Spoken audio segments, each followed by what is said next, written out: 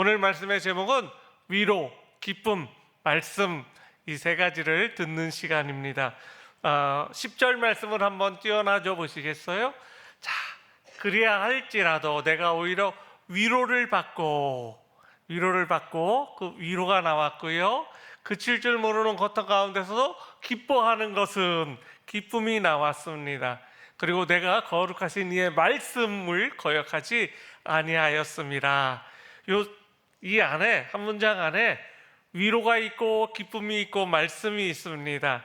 그래서 오늘은 이 세 가지를 가지고 같이 말씀을 나누려고 하는데요. 우리는 인간사에서 겪어야 될 가장 고통스러운 고통과 아픔을 겪은 사람을 성경에서 알고 있습니다. 그 사람이 누구냐면 바로 욥입니다. 욥의 고백을 통해서 우리에게 욥은 어떻게 위로를 받았고, 욥은 어떻게 기쁨을 누리고, 욥은 어떻게 말씀 가운데 서게 되었는지를 살펴보는 귀한 시간이 되었으면 좋겠습니다. 욥은 상상할 수 없는 재난과 고통 속에서도 죽음을 구하긴 했지만 차라리 저를 죽여주십시오라고 하는 그 고통과 절망의 순간에서 그런 자신이 갖고 있는 영적 자산을 솔직하게 붙잡고 그 다음에 그것을 가지고 놓치지 않으려고 애썼던 사람입니다. 오늘 우리는 본문을 통해서 위로, 기쁨, 말씀 이 세 가지의 단락으로 같이 말씀을 나누어 보도록 하겠습니다. 첫 번째로 위로입니다. 고난 중에서도 샘솟는 영적 안식이라고 하는 의미입니다. 욥은 자신의 고통이 바다 모래보다 무겁다라고 탄식하였습니다. 하나님께서 자신을 죽여주시기를 간구하였습니다. 그는 겪고 있는 고통이 육체적 고통이고 정신적 고통인데 그것이 얼마나 고통스러웠는지 모릅니다. 그의 소유물은 양이 7,000마리였었어요. 낙타가 3,000마리였었습니다. 소가 500결이니까 1,000마리였습니다. 암나귀가 500마리였습니다.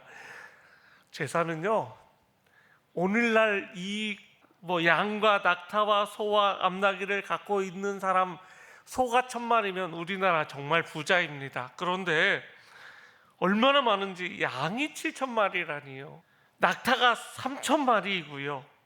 소가 1,000마리이고 암나귀가 500마리가 됐어요.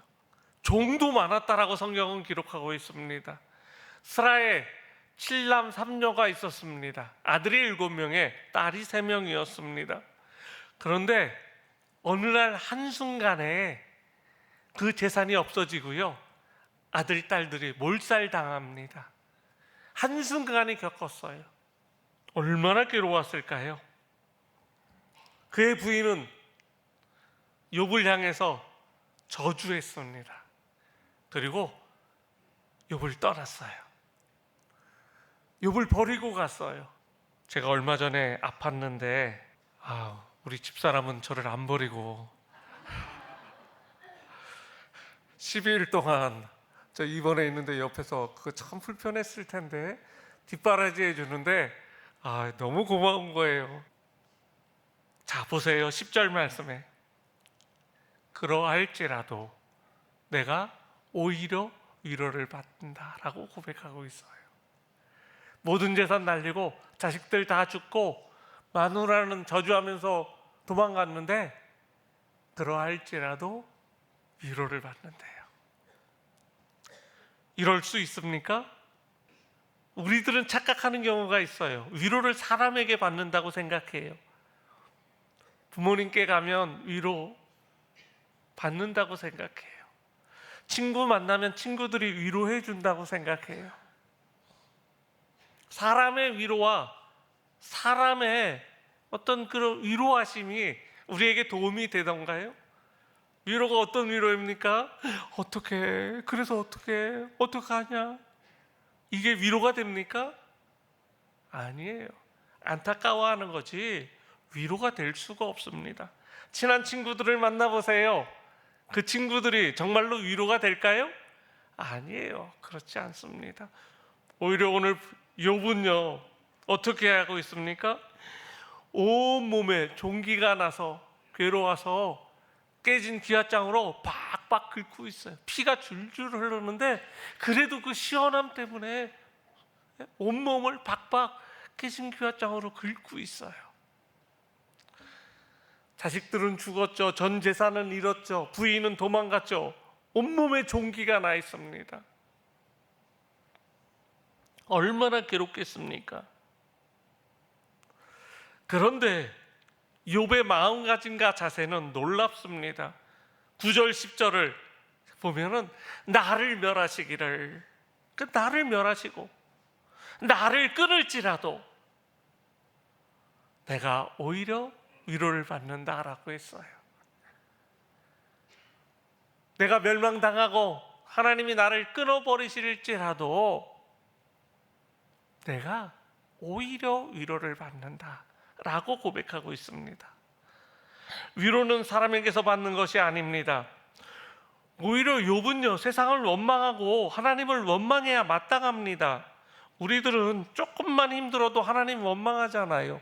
우리들은 조금만 어려워도 그거 하나님 왜 그러시냐고 하나님을 원망하는 기도가 나오잖아요. 그런데 욥은 세상을 원망하고 하나님을 원망해야 마땅함에도 불구하고 그는 그러지 않았어요. 욥은 하나님께 위로를 받는다라고 오늘 성경은 말씀해 주고 있습니다. 친구들에게는 공감되지 않는 말을 들었어요. 세상적인 동정을 받기도 했습니다, 욥이. 그런데 그것 가지고는 위로가 되지 않았습니다. 위로는 하나님이 주셔야지 정말로 좋은 것입니다. 영적 깊이가 있는 것입니다.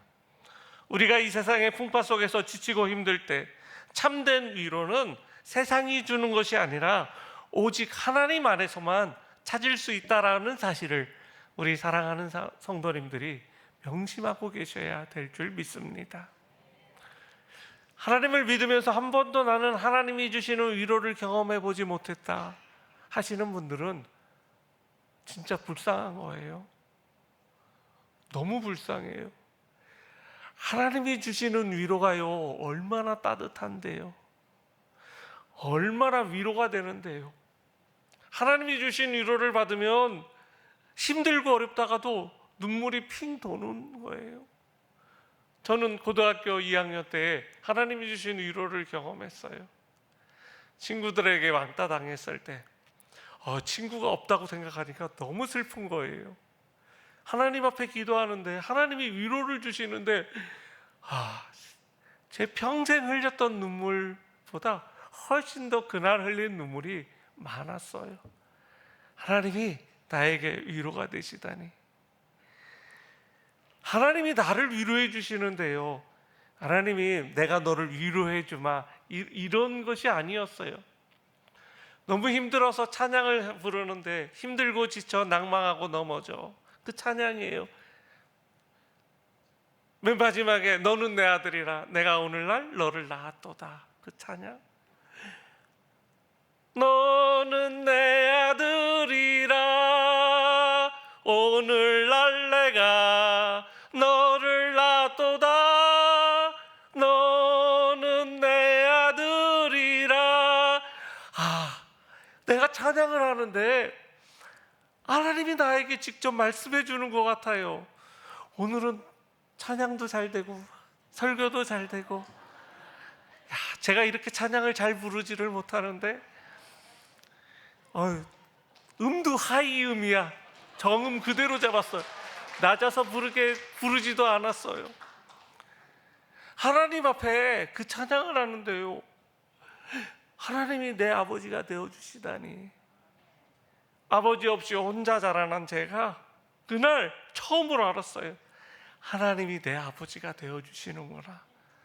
세상의 아버지는 이 땅을 떠나고 없지만 하나님이 내 아버지 되어주시면, 주님, 하나님이 내 아버지만 되어주시면 그까지 친구들, 나를 왕따시킨 친구들 괜찮아요. 하나님이랑 저랑 걔네들 왕따시켜요. 생각이 바뀌었어요. 얼마나 위로가 되는지요. 고등학교 2학년 때는 친구가 최고라고 생각하잖아요. 그런 친구들이 나를 버렸을 때 제가 하나님과 함께 그 친구들을 버렸어요. 그리고 하나님이 아버지 되어 주신다는 것에 너무 큰 기쁨이 있는 거예요. 너무 위로가 되는 거예요. 나는 혼자가 아니다. 나는 이제 아버지 없는 호래자식이 아니다. 왜 그때는, 저희 자랄 때는 이 아버지도 없는 호래자식 놈이, 이런 욕을 어른들이 아주 서슴없이 했을 때예요. 저는 그 얘기를 들을 때마다 마음에 상처가 됐었거든요. 그런데 그날 이후로 아무리 그렇게 얘기하는 어른들이 있어도 무슨 소리예요? 나 하나님 아버지가 내 아버지가 되어주십니다. 세상 아버지를 얻은 것보다 하나님 아버지가 내 아버지가 된 게 얼마나 기쁘고 좋은지 몰라요. 그날서부터 제가요, 고생 진짜 많이 하면서 자랐는데 그때서부터 제 인상이 바뀌었어요. 난 너무 기뻤어요. 너무 즐거웠고요. 너무 행복했어요. 하나님이 함께 하시면 그렇습니다. 물론 어머니 혼자 3남매를 키우시느냐고 단칸세 방에서 고생하고 환경이 바뀐 건 아니었어요. 그 환경 가지고 늘 불평불만이 많았어요. 고등학교 2학년 때 열심히 공부하려고 하는데 어머니는 너 무슨 소리냐, 고등학교 졸업하면 공장 가야 된다, 공장 가야 된다. 저에게요 세뇌를 시키고 있었을 때예요. 그런데 하나님이 저 공장 안 보내주실 거라고, 하나님이 나를 대학 보내주실 거라고 공부를 정말 열심히 했거든요. 하나님이 주신 위로가 있으니까 내 인생이 바뀐 거예요. 저는 여러분들이 하나님 믿으면서 힘들고 어려울 적에 불만 갖지 마시고요, 하나님 앞에 불평하지 마시고요, 좀 하나님을 믿고 의지하셔서 하나님이 주시는 위로가 넘치게 되기를 예수님의 이름으로 축복합니다. 욥은 하나님께 위로를 받고 있어요. 그래서 욥의 위로는요, 친구들이 주는 게 아니라, 사람들이 주는 게 아니라 하나님이 주시는 거예요. 하나님이 주신 위로를 경험하고 나면 이런 고백을 할 수 있어요. 그러 아니하실지라도 내가 하나님께로부터 위로를 받습니다. 환경이 바뀐 거 아니에요. 그냥 그대로예요. 그런데 하나님이 주신 위로가 있으면 눈물 줄줄 흘리면서 하나님 앞에 감사하고요, 하나님을 의지하게 되어 있습니다.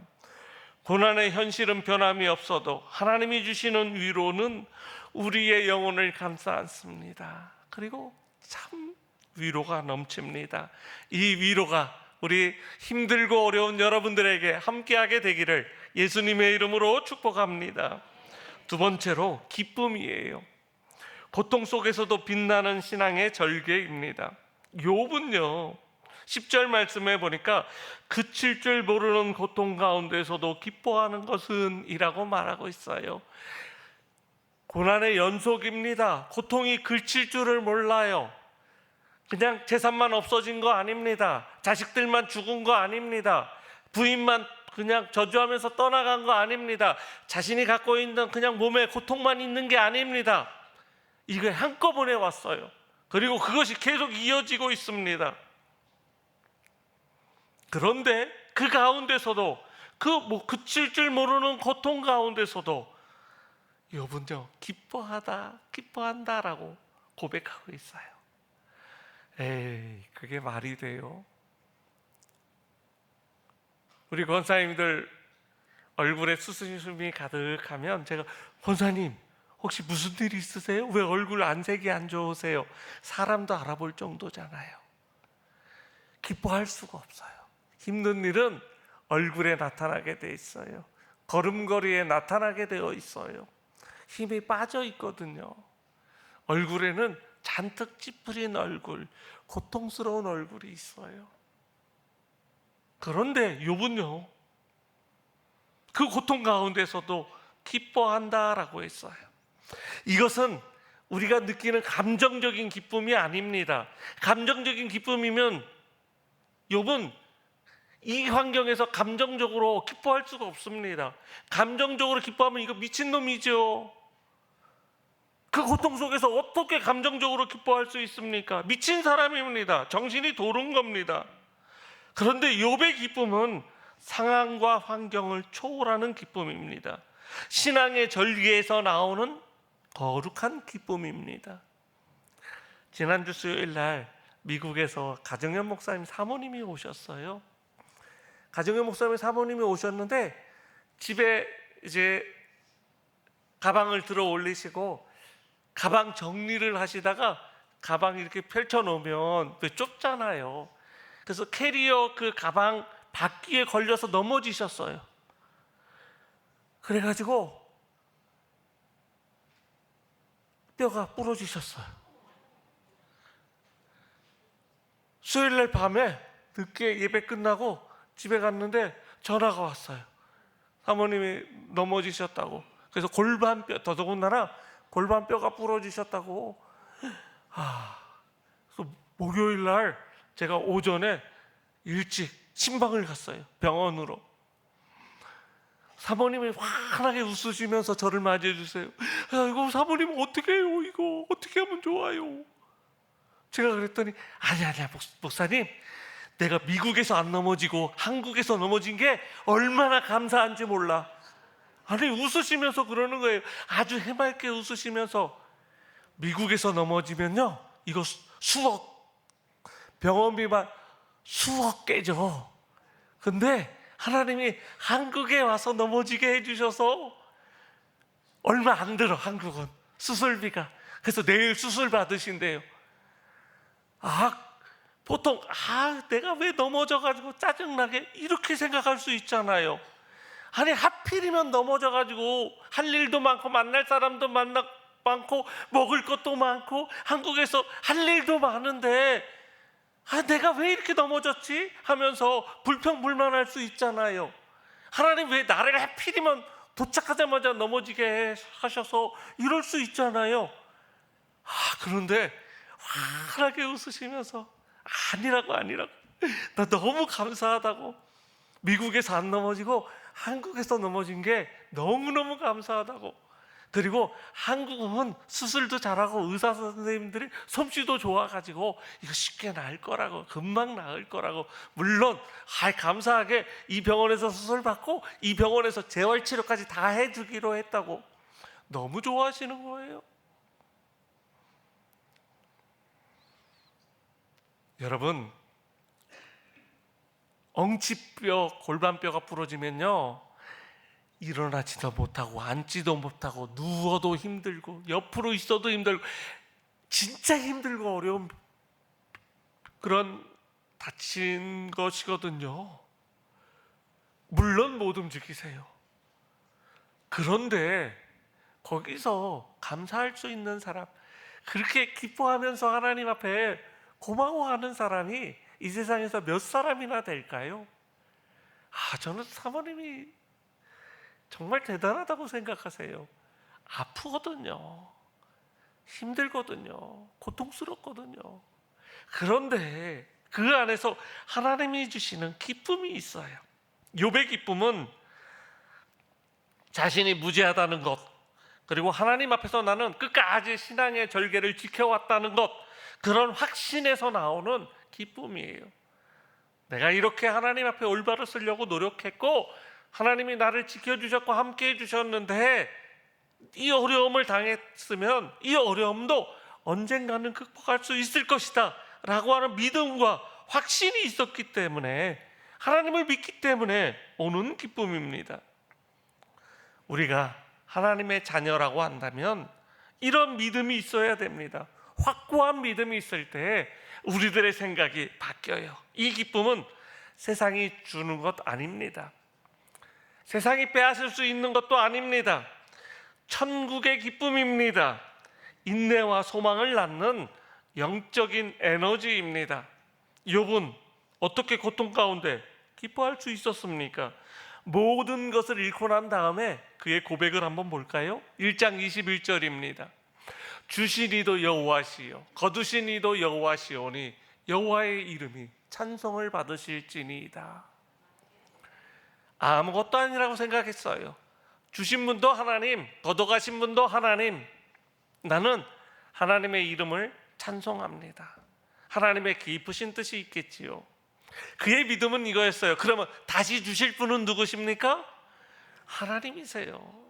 나중에 어떻게 됐어요? 재산은 2배, 아들 딸은 그대로 7남 3녀 하나님이 그대로 주셨잖아요. 우리가 욥기서의 내용을 너무나 잘 알고 있잖아요. 하나님 앞에 그런 믿음이 있어야 돼요. 쫄딱 망할 거다, 지금 너무 고통스럽다, 나는 지금 이 이후로 어떻게 살아갈지를 모르겠다, 걱정하지 마세요. 하나님이 함께 하여 주실 줄 믿습니다. 하나님이 동행해 주실 줄 믿습니다. 하나님이 활로를 만들어 주실 겁니다. 하나님이 통로를 틀림없이 만들어 주실 겁니다. 우리는 그것 때문에 인상 쓰고 있으면 안 돼요.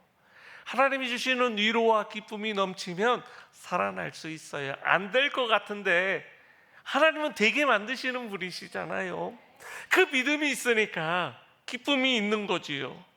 아니, 주신 이도 여호와시고 거두신 이도 여호와신데 다시 주실 분은 우리 하나님밖에 없잖아요. 나는 그렇게 못하지만 하나님은 하실 수 있는 겁니다. 그래서 하나님은 찬양과 영광을 받으실 수 있는 분입니다. 고통의 한복판에서도 꺾이지 않는 신앙의 절기는 역사 속의 수많은 순교자들과 신앙인들의 보여준 고귀한 것들입니다. 우리가 잘 알고 있어요. 기독교가 전파가 되어 적에 어떻게 전파가 됐습니까? 예수 믿는 것들은 다 잡아 죽였어요. 그래서 순교를 당했습니다. 잡아 죽이는데 이 사람들 고통스럽게 하나님을 저주하면서 죽었습니까? 아니에요. 웃으면서 기쁨으로 죽음을 맞이했어요. 우리의 신앙의 선배들은 그렇게 죽었습니다. 그것을 본 사람들이 변화돼서 다시 예수님을 믿는 겁니다. 그들을, 예수 믿는 사람들을 죽이려 했던 사람들이, 이건 말이 안 되거든요. 그것을 한 사람의 순교자를 본 100명이 예수 그리스도를 믿는 겁니다. 어떻게 죽으면서도 저렇게 의연하게 받아들일 수가 있지? 죽음 앞에 어떻게 저렇게 평온할 수가 있지? 어떻게 저렇게 행복한 얼굴에서 빛이 날 수가 있지? 어떻게 웃으면서 죽을 수 있지? 그러면서 그런 의문을 해결하기 위해서 예수 그리스도를 믿는 겁니다. 100명의 순교자 앞에 1000명이 변화됐고요, 10,000명의 순교자 앞에 10만 명, 100만 명이 변화되어졌어요. 그래서 이제는 기독교가 예수 믿는 사람들이 엄청나게 많은, 전 세계에 흩어진 위대한 기독교가 되어질 수 있었어요. 기독교가 이렇게 부흥하고 성장하고 발전할 수 있었던 것은 그들의 순교 덕분입니다. 그런데 그 순교는요, 기쁨으로 받아들이는 거였어요. 자기를 죽이려고 하는 사람들을 용서하면서, 하나님, 저들이 하는 일을 알지 못합니다. 저들의 죄를 용서해 주십시오. 그러면서 의연하게 죽음을 맞이했던 우리 신앙의 선배들, 그들이 죽으면서도 기뻐할 수 있었던 이유는요, 천국 가니까 좋잖아요. 하나님 직접 만나니까 훨씬 더 좋잖아요. 그런 확신이 없이 어떻게 죽음을 의연하게 받아들일 수 있겠어요?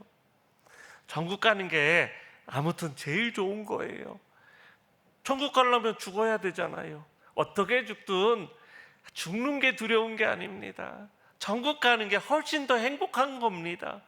그래서 기쁨이 넘치는 겁니다.